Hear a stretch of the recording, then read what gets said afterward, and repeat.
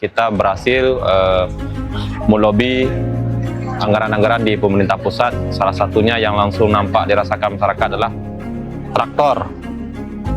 Kenapa realisasinya lebih banyak program? Karena kita memang siang malam tidak mengenal lelah, bahkan Sabtu Minggu pun, di hari libur pun kita bekerja.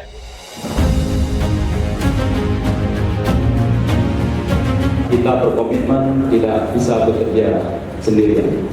Kita tidak bekerja seperti superhero, Superman, tapi kita bisa sukses bekerja sebagai super team, dan pemerintah Kabupaten Aceh Barat telah menunjukkan kinerja dalam super team mereka.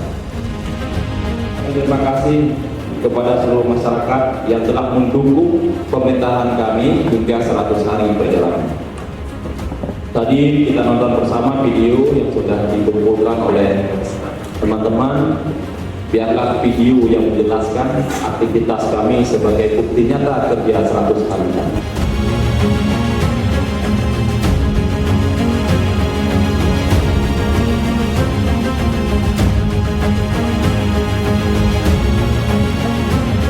Sekarang kami sedang melakukan sosialisasi. Instruksi Gubernur menghentikan seluruh aktivitas menjelang salat, menjelang azan berkumandang. Semua aktivitas dihentikan. Semua ASN, aparatur kampung itu wajib menjalankan aktivitas salat jamaah.